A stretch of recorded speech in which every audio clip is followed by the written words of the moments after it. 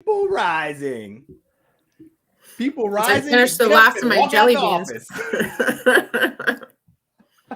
office. How are you guys? I'm doing Doing good. well. A little crazed this past couple weeks, but It's been an interesting week, at least for me, right? how so? I'll tell you, one of the things that really threw me for a loop this week was this release from the UN, this report on the climate change. Wow.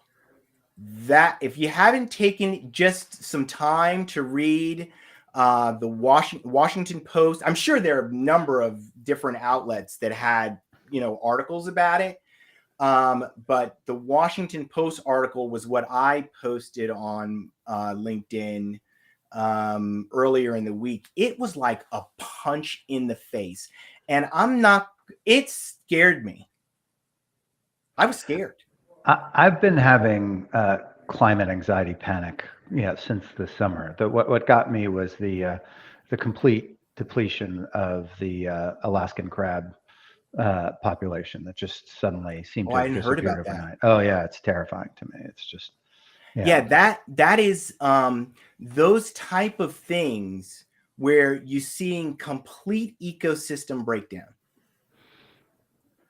is really, really horrifying. One of the things that they talked about in this article was this typhoon off the coast of Africa that lasted for a month. And then I thought to myself, what would happen if we had a nor'easter on the eastern seaboard, right? That's where we have these nor'east that lasted a month. Could you imagine what that would be like? Well, It's yes, apocalyptic. we've seen it in California with this Right. atmospheric river after atmospheric river. I mean, my I was on a call with some friends in Oakland, and they just talked about the number of downed trees because the ground is so wet that the trees can't stay up. It's Anyway, terrifying. oh my goodness, folks. I forgot to. I don't know. I don't think Shelly. By the way, welcome everyone. We should introduce ourselves. We got right into but it's like right here. Well, It's climate anxiety will do that to you. Yeah, I mean, it terrified me. So my name is Linwood Ross. I'm the founder and CEO of Accelerate. We help people get work done faster. To my left is Peter. Peter, why don't you introduce yourself? Hi, I'm Peter Laughter. I'm the founder of True Bearing, and because Rockstar employees are seeking meaning, we help companies tell stories about purpose and culture to attract the people who matter most. And Karen. Hi, everyone. My name is Karen Breeker. I'm here in New Hampshire, so the whole idea of nor'easters is well known to me. My role is the head of HR, head of people ops. I've been in a number of different industries, and I know the last couple of weeks I've talked about my search for a new role, and I hopefully within the next week or two I'll be able to announce a new endeavor for myself. Very exciting. Yeah. Congratulations. Yeah, Look forward to that. Look forward to that announcement. And whoever they are, they're lucky to have you. Sure, Thank absolutely. you. Very No doubt kind. about and that. I feel lucky to be joining their team. It's a great group of It's people. really exciting. I love it. I love it. I love it. It's so exciting. So Kim is having some challenges with her camera. She just sent me a note. So she'll be joining shortly. Shelly is out with COVID, which is sad. I'm sorry that she's not feeling well, but hopefully she'll be back next week. She did manage to get this, though. That's Shelly's group, the Learn Coach Model Group. She always gets that in right at the beginning. So she did make sure that got out there. It tickles me, Shelly does. And Tracy's not with us today either. So today we're going to talk about, some of the last episodes. We've had 3 great guests. Did we have our first show and then the 3 guests? That's it. This is wow. This is number 5. time flies when you're having fun, right, guys? It's true. It certainly does, and we certainly are. Yeah. So, we're just gonna open it up for discussion. Anything that people who are watching want to talk about, and we're gonna talk about the last few weeks. And here she is. We're not gonna talk about that stuff before Kim Blue has a chance to introduce herself. Hi, With Kim. those Welcome. awesome earrings. My goodness, that you look so cool. I know the longer I do this, the more of my personal style you're going to get. So I think I've warmed. I can't wait for next week already. Yes. I love it. We have there is some style in this. I can't say that I'm bringing it, but there is some style. Well, I think that style needs to make up for the complete lack of style that I have. So I'm just happy to have my voice back this week. So hello, everyone. Kim Blue. Happy to be here with you all for another really, really thoughtful and engaging conversation. I was looking forward. I look forward to all of them, but I was definitely looking forward to our conversation this week because it's just the crew. It's just us. We don't have a guest this week, so I'm excited. Yeah. Happy to be here. Yeah. Nice to see you all. Nice to see you too, Kim. So tell us about your business before we move on. I'm sorry, what were you going to say? Kim, tell us about your business before we move on. Oh, I'm sorry. Okay. Yeah. So thank you, Peter. So I recently took the plunge to dangle my own shingle out there and started K Blue Consulting. It is all focused in HR and organizational effectiveness, org strategy, coaching and development. So those are all the things that I'm super passionate about and what I spent my time doing when I was in-house as an HR leader, leading teams, but also coaching, developing people, designing strategy. And so now I am taking that and helping other leaders who want to think intelligently about how to do that. But also it puts me in the space to be able to do very cool things like collaborate with other folks that we see on the screen here. So that's the very, very exciting part about it. So that is K Blue Consulting in a nutshell. So thank you, Peter, for the nudge, because I would not have done it had you not said something. That's awesome. I'm glad Peter. Good job, Peter. I tried. And good job, Kim. You pointed something out that I don't think we've mentioned it maybe since the first episode, but since our first show, which I want to I kind of want to say again. Actually, you just made me think of it, which is that the purpose of this show, or why I spoke out and asked these guys to join me in this endeavor, is because the complexity of the challenges that we face in our world and in our organizations is so great that I really wanted to create a community where people would come together to share their problems and also to solve problems and share solutions, right? And in doing that, my hope was that we would accelerate the solving by coming together in a community where we're, solving problems and sharing the solutions, that people would feel that when they did projects, there would be less risk, right? Because someone else had done a project and they were really just taking that and learning from it and applying it to their situation and sharing, across the board. And that would, lower the risk, but also increase confidence, right? Yeah, so I don't want to go on too long about it, but that's really my hope. So we want people to definitely engage with us as we're talking about different issues. Let us know if there are things that you'd like us to talk about on the show. I want to encourage that, because that's what this is all about. We've got to get to a place where we're solving problems faster, because we got big challenges ahead. So anyway, that's my soapbox. I'm stepping down on the soapbox now. So So what have we 3 learned weeks about? or anything class? What's up? Yeah. Sorry, Lenwood, you froze for a second, so I was jumping Oh. in, but you're back. Yeah. Go ahead, Peter. No, well, what have we learned in that area is the question of dealing with increasing complexity and being able to solve problems more effectively. Well, one of the things that I learned, I won't say that I learned it in the last 3 weeks. I learned it before because I've been talking to Ed Morrison a lot. But I did not appreciate this distinction between adaptive problems and technical problems. And what Ed explained to me was the technical problems are the problems where we understand the problem, and so we know that there is someone who can help us solve that problem. So when we have a plumbing issue, we call a plumber.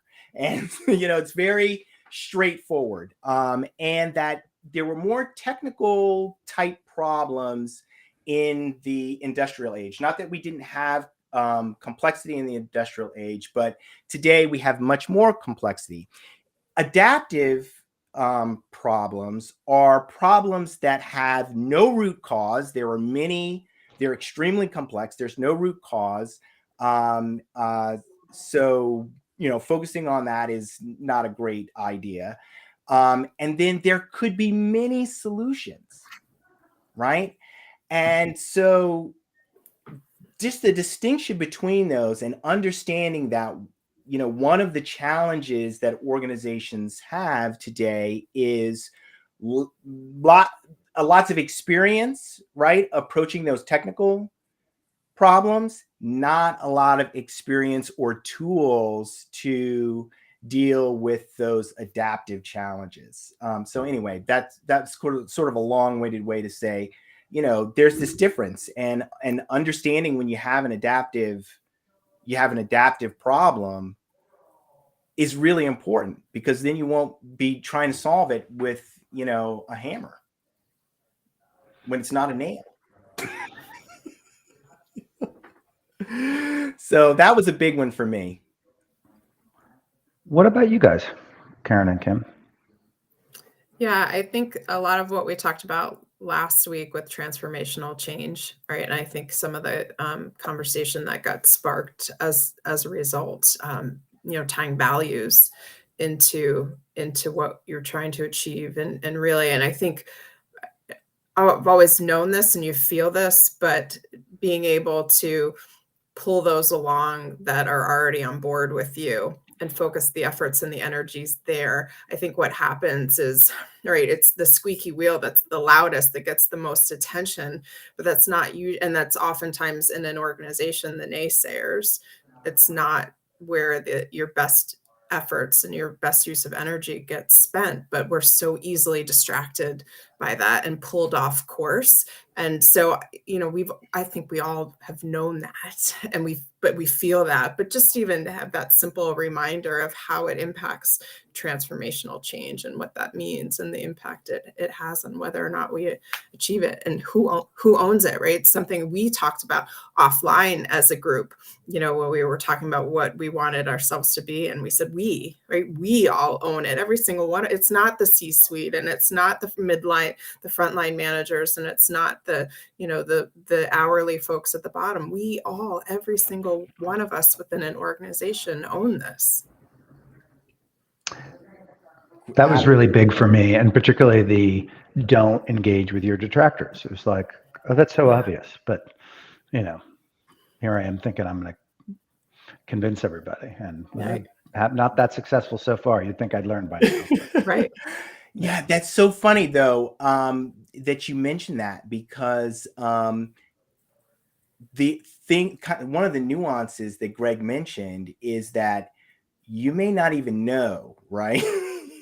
You may not know who's like sitting there stewing and just, going to undermine, waiting for the opportunity to undermine what you're doing, potentially for an irrational reason. Something,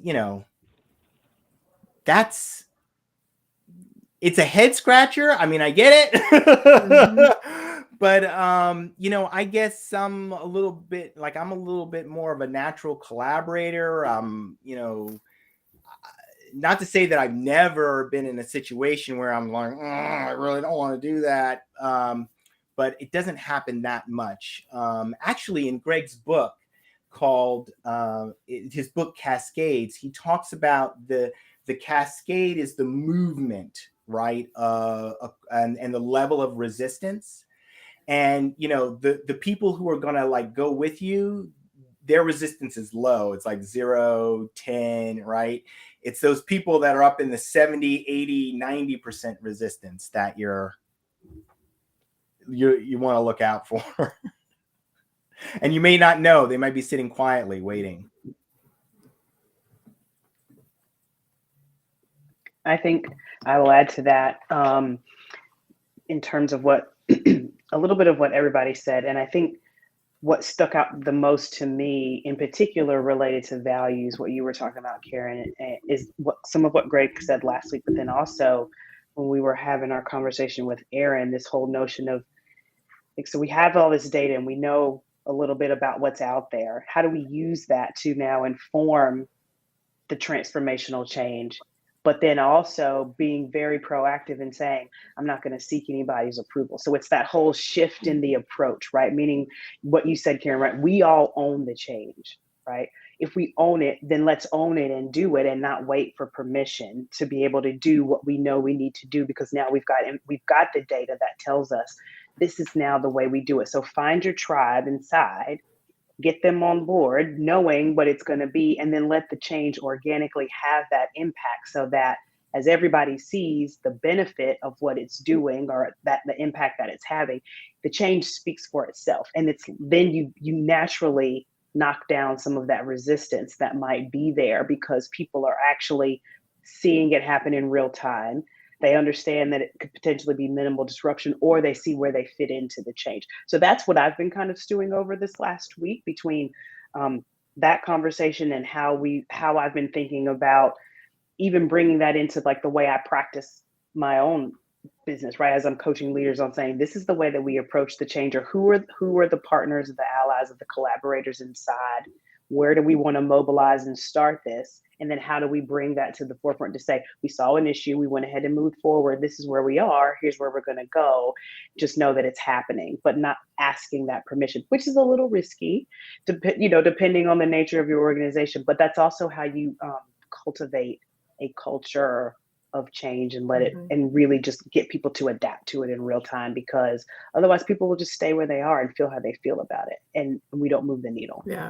Well, and we're not conditioned for that, right? So that empowerment piece, we're not conditioned for it, and it is a habit. Whether it's the leader who's willing to give up that that control, that command and control role, right, to be able to say, yeah, I trust you, and maybe you're going to come up with something better than what I would have, or collectively we'll come up with something better. That's a habit. That's a muscle that has to get worked. And for the recipient of that too, especially if you've worked in a command control environment, you're not conditioned to just go and do. You're sitting back, always waiting for somebody to tell you. And it's just, how do we, what I think about a lot is, how do you exercise that muscle for everybody so they become conditioned where it just happens naturally? And we're just not there yet. In most organizations, we're not there yet, and it's a spectrum. And I think there's some that haven't even started, and there's probably very few that are on the opposite end of the spectrum where they're really humming along. That's a really great point, Karen. And I think the conditioning, because it really does go both ways. I remember I ran the New York City Marathon in 2006, and I ran with Memorial Sloan Kettering's team. And we were doing a long run. It was from the Intrepid the aircraft carrier in Manhattan. We started there and we went all the way up the river, the West Side Highway, to the George Washington Bridge, over into the Palisade Park and back again. It was our longest run, and it was a large group of people doing it, and the route was confusing. So we were all given these little strips of paper with instructions, which weren't that good. And in the beginning, I'm running with a large group of people, maybe about 15 folks. And I mean, these are people who can raise a large amount of money, for the privilege of running 26 miles and get up at 5 a.m. every Saturday to show up at a training run. And we got to a point where it was confusing and no one was willing to say this way. And at the time, as an entrepreneur, I thought, oh, people need leadership, is what I thought. But later, what I realized is no, that people are just so beaten by they've got, we've as American employees, we've got our initiative beaten out of us. And it's a self-continuing process. Leaders think like, oh, they need to be lead, and employees are like, I don't want to put my neck out there. And so I think that Kim's, and with Kim, your point, the other thing that I really love what Greg said is it doesn't take a large group of people to turn the tide. Yeah, and that was so exciting. Yeah. I think sometimes we think we need to have the masses behind us in order to feel like affirmed or validated in what it is that we're doing, when really we can have the same impact if we just get started. And then people will, like, can we get comfortable knowing that people will join along the way, right? Forrest Gump ran by himself, and then people figured out at some point that, oh, this is why I want to run. This is the meaning. This is the impact to me. And then they joined in progress. It didn't stop him from running, but it allowed people to kind of come organically onto the run. And then they had meaning behind it. And the next thing you know, he had a whole group of people who were doing it, and they were along for the ride, literally until he was like, I'm done. And from there, it could be whatever it is. It's sort of the same concept with the chain, right? That's how I think about it, in very simple, plain terms that people might be able to understand. But you don't always need everyone behind you. But that's also like a mindset shift, because again, we're used to it being like, we got to have everybody on board. You really don't. But there might be some fear there. There might be some risk there. There might be other things that are showing up for why you believe what you believe, as opposed to saying, what's the harm in doing something new or different? And if we mess up, or if there's a misstep, then we can course correct in real time. That's the benefit of staying agile and nimble. All things you have to do when you're changing something anyway, right? So I think there's a lot to be said for finding your 2, 3, 5 people, figuring out the pieces, and then stepping forward into whatever is ahead for you. Kim, have you ever seen that short TED Talk on how to start a movement? I have not. Oh, definitely Google it. You'll love it. But it is Okay. It is narrating probably a guy narrating a 3-minute video of a music festival where there's this guy doing this crazy dance all by himself, and people are making fun of him. Yeah, but he keeps doing this very, very specific dance moves, and then one guy comes over to do the dance with him, and the guy corrects him how to do it, and then but by the end of the video, people are just running to do this dance, and the guy talked about the leader being less important. It was all about the first follower, because the first follower turns a lone nut into a movement, which I thought was brilliant. So The first follower. Yep. I'm going to use that. Yeah. I love that. Because that's really all you need. Yep. Right. Then that's like a sign of safety, right? We talk about psychological safety, and we talked about, and I can't remember the phrase that Greg used, but he used a specific word around like resistance to change, or phrase around that. That first follower helps people know that like, it's okay. Like, it almost builds confidence in where we're going, or what, I don't have to be the first person. I can now go and do it because I see somebody else that I trust, or jumping into the pack. So I like that. I really like when we talk about how anyone can, or that we own, right? We own the change in our organizations. We are the facilitators of it. That model, I think, is transformational, because people, when they begin to exercise that muscle, when they begin to use that, right, it's going to make for a much more engaged workforce, right? People who are seeing that they have a part in making things happen. I love that. I used to say that when I When I was in not that I'm not in corporate America now, but when I was, among the rank and file, I would say, working together to get the job done. I like that part. I did a lot of corny stuff in the office, and that was one of them. I think between you singing to us, Peter should show us the dance from the You do not. Yeah, that's not going to happen. I didn't give you the arm, because that also is part of it. Working together to get the job done. I don't know where I picked that up. But Lenwood, that's one of your talents is you are unabashedly you, like unapologetically Lenwood. Yeah, it is. Yeah. Oh man, I don't know how motivational it was, but I liked it. Oh man, so we're not. I'm not sure whether the chat is. I'd like to think it's a technical error. That because we're not seeing any chats, but any comments. But if you're out there and you have a comment or you have a question, feel free to send it in, and I will definitely post it. Oh, well, somebody wants to see Peter dance, so I was going to say, Peter, you're the fan. There it is. Thank you. You've got a fan. It's working. I'm so sorry to disappoint you. Yeah. So here's what I want to put out there. If we know for a fact that there's data, right? And we talked about the labor economics conversation, the things that Aaron put together for us and presented. So we know there's data, and we know that there's all of these ways to approach the change. From what we've done in our own change management strategies or the seats that we've sat in with change, if we were to embark on change now, like if someone said, hey, this is what we need, or here's the direction that we want to go in, where would we start? What does the beginning of it look like, given what we've all kind of talked about and learned and brought to the table over these last few weeks? How would we invite someone in, or what's our entry point? That is a great question. And I think that's an interesting one, because I was just thinking, as you were saying, about, because we have, Greg talking about the complexity of change and focusing on those who are interested in that change. But yet we have this increasingly complex world.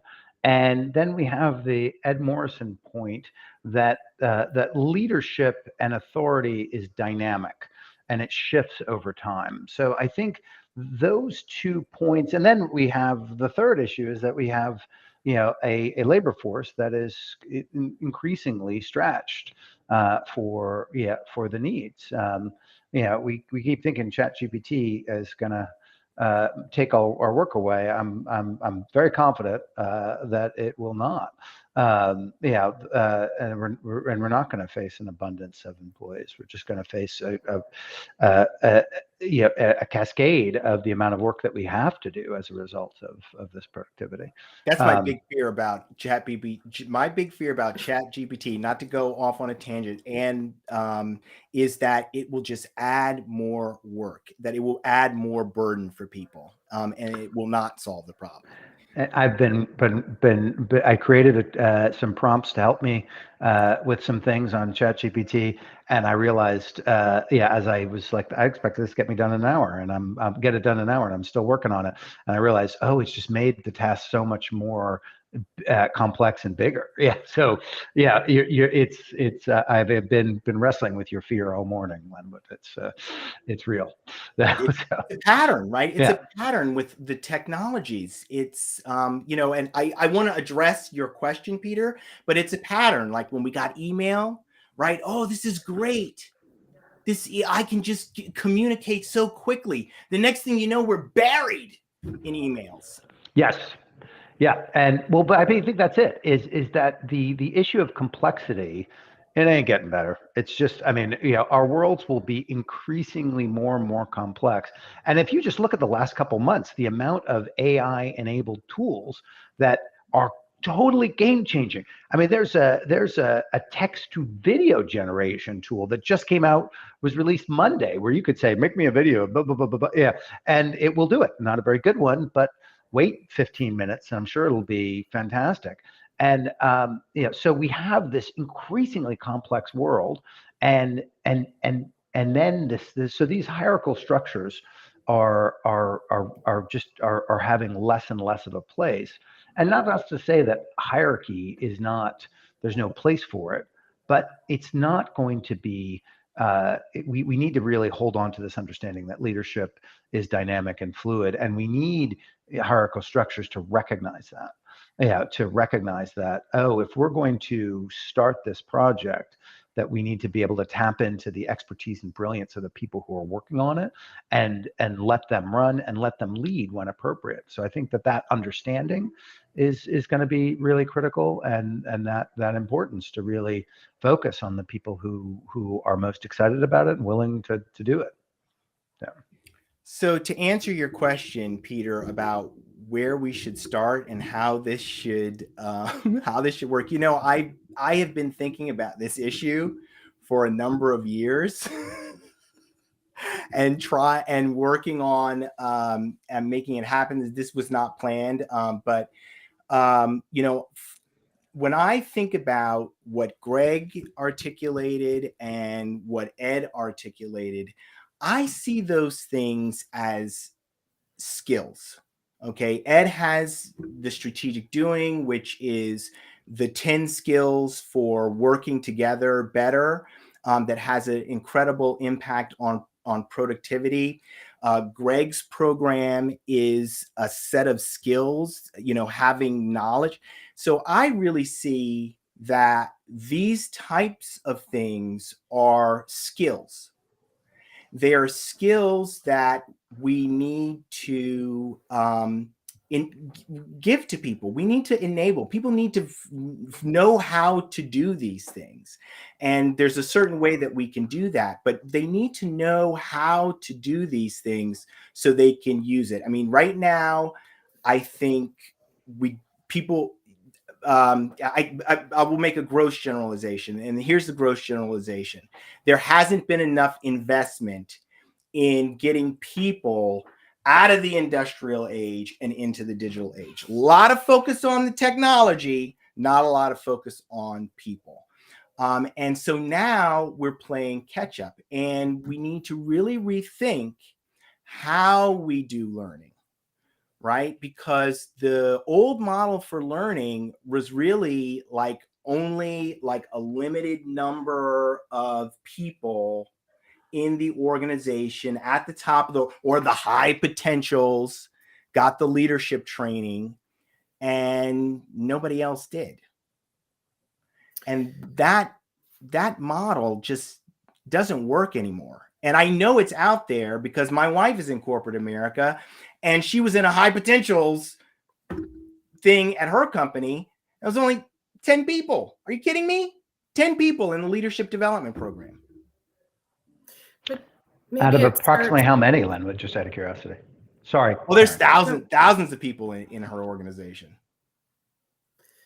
But maybe it starts before we even get to the workplace, right? So just this morning, I was talking to a woman from the Career Center at my alma mater, and I'm working with them to help develop some curriculum as part of their co-op program. So all co-op students, and these are mostly engineers and some technical folks, but all co-op students have to go through this summer program before they can do their fall and spring co-ops. And, the question that was asked of me this morning was what HR stuff should we cover? What would be good for you to cover in the curriculum? And, not things like the harassment training, but other HR stuff. Well, that's an opportunity, right? Isn't that where we really need to begin? Go back more to the beginning, because if we can train these students early on before they even get to the workforce, don't they start to become some evangelists for transformational change and what it takes? Now, yes, they're going to come up against resistance from the people who don't understand it and don't want to do it. But, your tribe of one, it only takes one follower, right? If you have that fresh energy that's coming into an organization and their values are aligned, right? Because that's the key. Their values are aligned. They've learned this. it through different ways, and we're bringing them in through college hire programs. What could come of that? I mean, imagine that. Right now we're talking about in the boardroom, in those conversations about high potentials, but let's go way back to the beginning and that educational process on the college or even high school level. I think that's a great point. Peter, did you have something that you wanted to?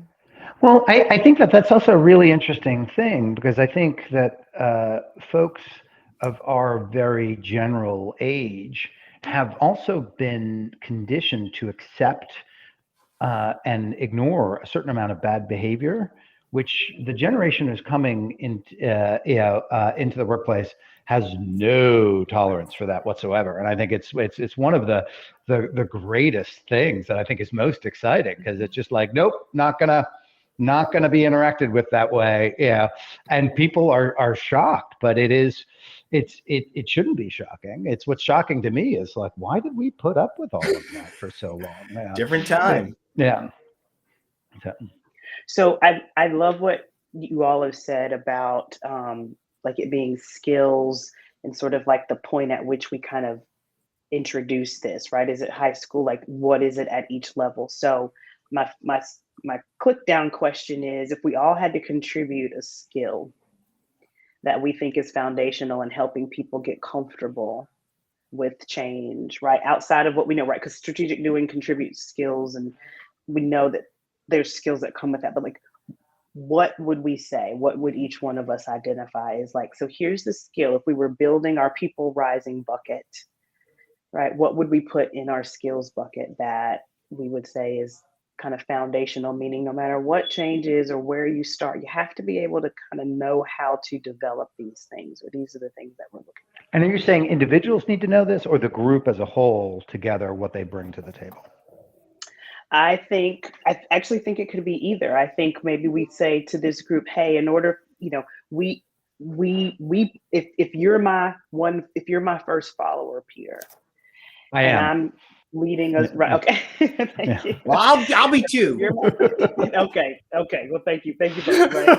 If you two are my first followers, and I'm thinking we need to get to this level of change, I might say, okay, in order for this change to really stick or to be meaningful, people who come into this or who are going to be on board with this change need to have the skill of being agile, meaning if we start in one direction today, and as through our learning or through our doing, we need to make a quick or pivotal change in doing something, we're going to be able to make that in such a fashion that we don't have to go back and rehash. We understand that where this change is going to get us. Or if I say, we need to be, we need to be active listeners, meaning we're listening for understanding and not trying to be right. We're not listening to try to do anything other than make sure that we're taking in the information so that we can make thoughtful and informed choices, decisions, course corrections, or whatever. Like, if those are the two skills I'm looking for, it could be the group needs to have that as a whole, or parts of the group need to have that and other parts of it. So I think it could go either way, but I'm curious to know, like, if we had to build this bucket, what would you put in the bucket of skills that we need or that we think would be beneficial? Let me say it that way.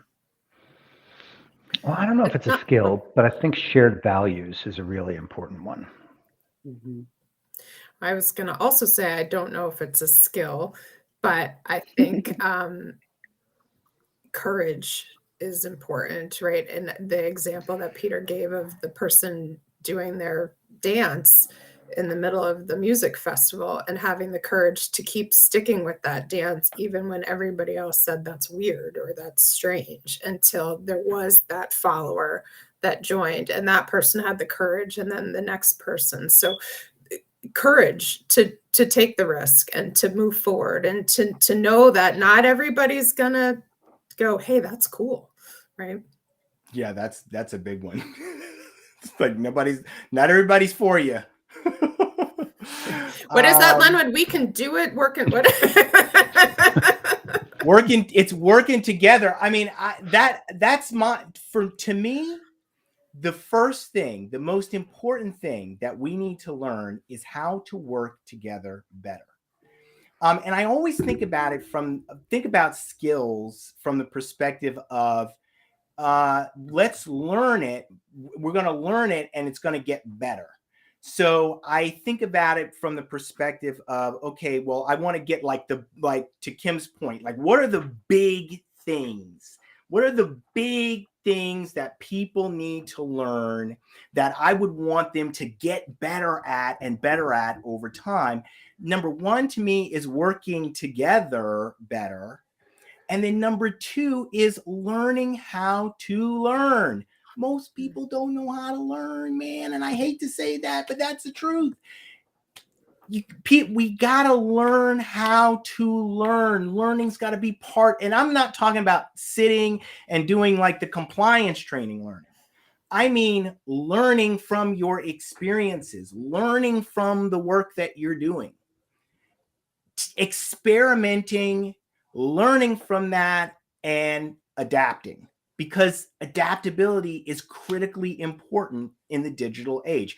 So that, working together and learning how to learn and making that systematic and building from there, that to me, that's how you start. I would add storytelling is a pretty key skill. Yeah. I agree with that. So that was a big one in the tech space, especially. So when I was inside, right, I worked for a company, and I was able to support both the development side, right, so the engineers, and then I also had like the PMs, right, that supported them. And so part of the PM partnership was to be able to understand what's the story, what's our internal story, and how we talk to clients and customers about that, because they built tools and resources that we all use today, right, for that. But it was also, when we get to this customization, like what's the story that we're telling? And so storytelling really became a needed skill, because not everybody could be able to do it. And you had to be able to sort of speak the language on both sides. It was interpretation and storytelling at the same time. So I like that one a lot. I think I would add curiosity to that. I think being curious is a way to gain that understanding, because if you're curious, you're going to ask questions, you're going to put things out there.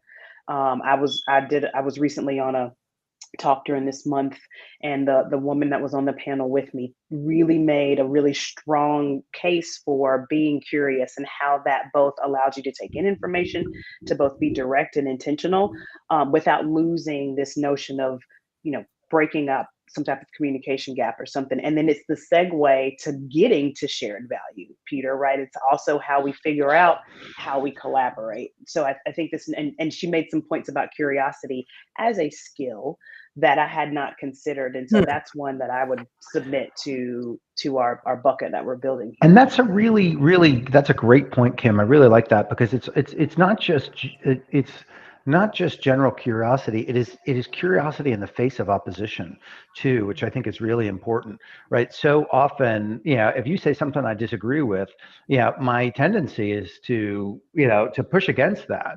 But when we stop and are curious, well, why is it that you think that way? Or why is that important to you? Or now it might be that I'm missing something. There's all sorts of things. There's a component to this. So I think that's curiosity is a really, and in being able to use curiosity to funnel a model of conflict that is not you versus me, but you and me versus the problem.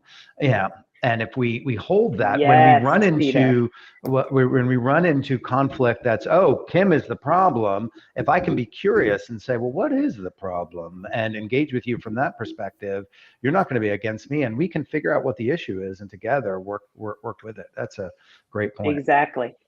It also goes back to something Karen said, and I don't know if it was last week or in one of our recent conversations, but it's like, what's that shared 10% of things that we both agree on that now allow us to move forward, right? So can we find our shared meaning, and can I get to that through curiosity? And then can we use that, right? To your point, Lynn, what about now? How do we learn together? Because now we've gotten to the same place.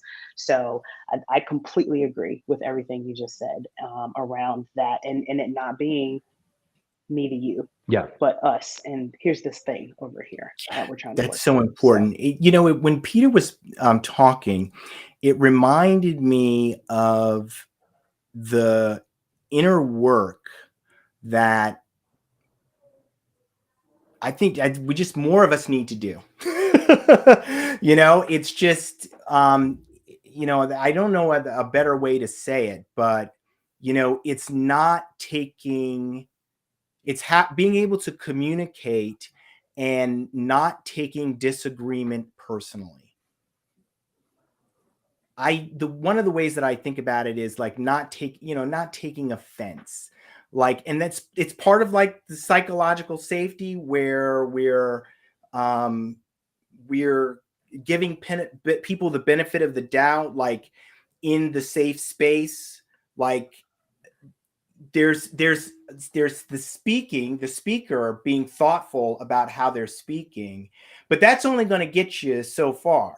The listener, right, also has to think about their response, right? So it's like it's both speaking and listening, right? And both, there's two sides of the same coin. And so often we focus on the speaker, but it's also not taking offense when people are trying to communicate and maybe not doing such a great job.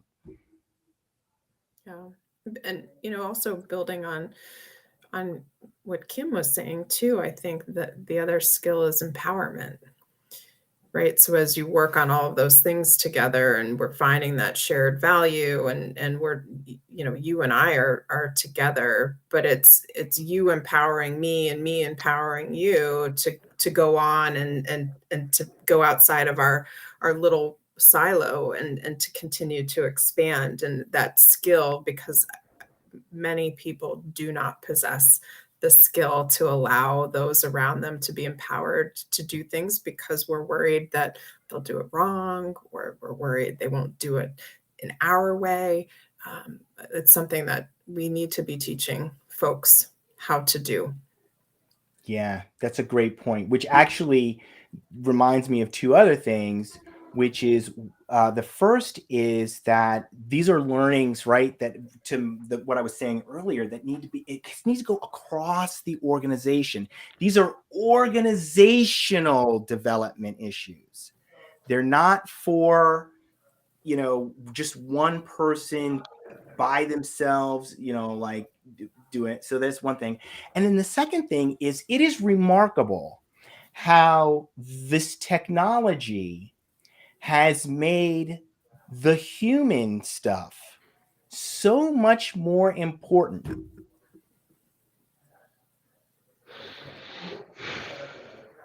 Right? It's like, I don't know. To me, it's the biggest surprise of this technological era that, we've got all this technology, and what's happening is that the social things, the human interaction things, they're so much more important.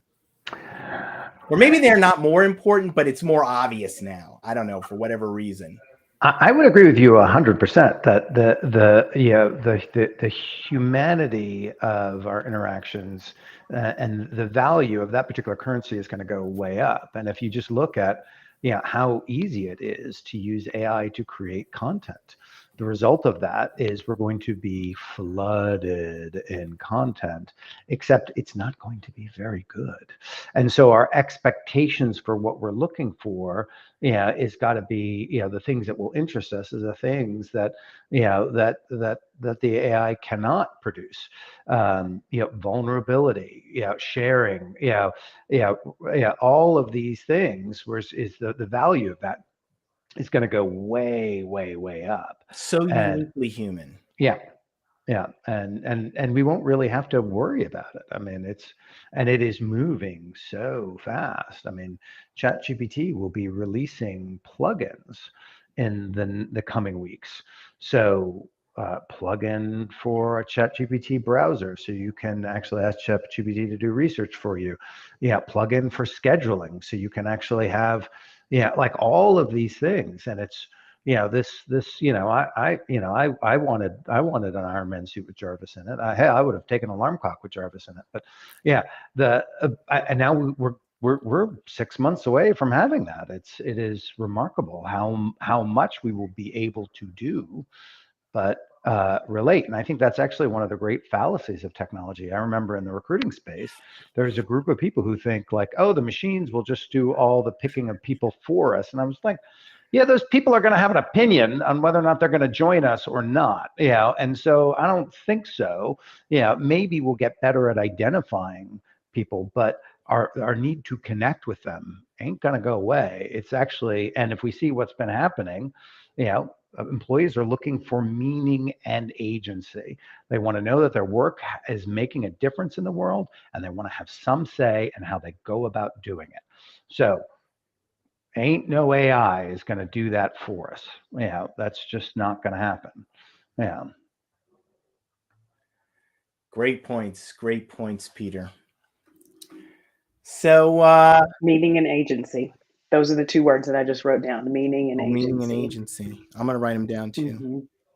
They're not mine. I lots of articles I pulled them from. I like those words too. So that's why I latch onto them so much, because this isn't really a skill, but I do think it's important. I know that some organizations, when in their transformation journey, they start with this mindset. I know that I had a fixed mindset at one time. I think I had a growth mindset, and then when I went to law school, something happened along the way there. I'm not sure what, and I got a fixed mindset, and I had to undo that. And how'd you do that? Well, the first thing was recognizing that I had developed a fixed mindset. Right. That must and have been that painful. was just having someone else, from the outside point out like how you communicate a limiting belief. Right. That's what they talked about, limiting beliefs. And so, it was like an exercise basically, where I was writing down, we had to write something down, and then they just help you to see that, hey, that's a limiting belief. Like having that mindset, having that belief is going to prevent you from moving forward, right? It's the person that says, forgive me if you said this to yourself, but it is a limiting belief. I'm too old to do, I can't learn X, or that's a limiting belief. Like, I mean, you hear it all the time. It's so weird to say it now because it's so obvious. But if in your mind you think you can't do something, you're already done. You're already done. You've got to have the belief that you can grow. You have to have the belief that you can take on a challenge. You have to have the belief that the future will be better, that your best days aren't behind you, but your best days are ahead of you. If you don't have those beliefs, you're already done. Well, I am definitely too old to learn how to ride a skateboard. I just want to be real clear. What are you talking about? Well, yeah. I live in Brooklyn. You might need more pads, but you're not too old. I live in Brooklyn. I have a gray beard. Yeah, I have tattoos. If I ride a skateboard, it just puts me in a classification that I just don't want to be in. You don't want to be in that spot. Never mind. I won't say it. You know the one about being too old to be in the club.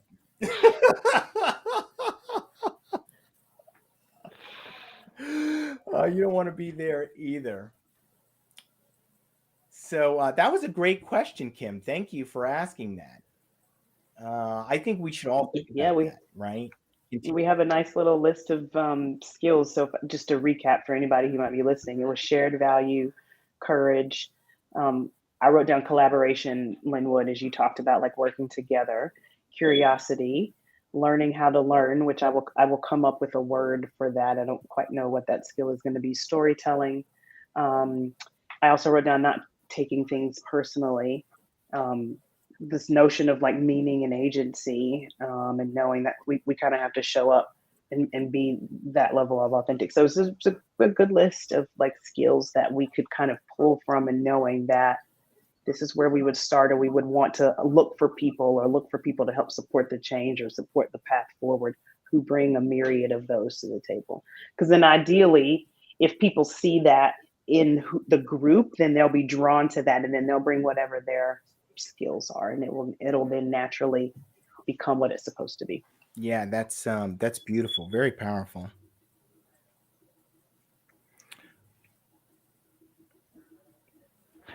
Well, we've just got to go ahead, Peter. We're gonna. Well, what do we do with these skills? And I think when we look at kind of what's next for people rising, how does these insights impact?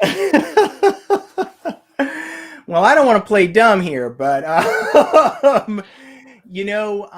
there is a digital academy on the horizon, and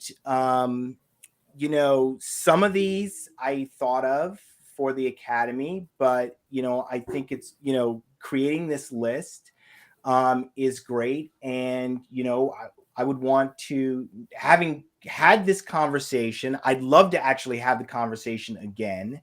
I think it's just building that academy, and then when you have an academy, then people can choose the order that they want to approach it, what makes sense for their organizations. And I think and then we learn from that, right? Because we may find that there is some logic or some rationale to having a certain kind of an order, right? So I know, for example, in Microsoft's transformation, they started with growth mindset, and they started with nonviolent communication, and growth mindset. Those were the two that they started with, and then they went on from there. Fascinating. I didn't know that they started the process of nonviolent communication. I thought that was a pretty fringe concept, but yeah, well, it's a fringe concept that Satya Nadella knew about, because he had his senior leadership. That's why I kind of went back. He had his senior leadership team read that, not just by way of just a little bit of background. When Satya Nadella took over, somewhere in there, I can't remember exactly, he knew that he needed to change the culture of the organization. Microsoft had a reputation for being a know-it-all culture, and he wanted to change it from being a know-it-all culture to a learn-it-all culture. And so my understanding is the first thing that he did, had the leadership team, I don't know how large this group was, read the book Nonviolent Communication. I got it right.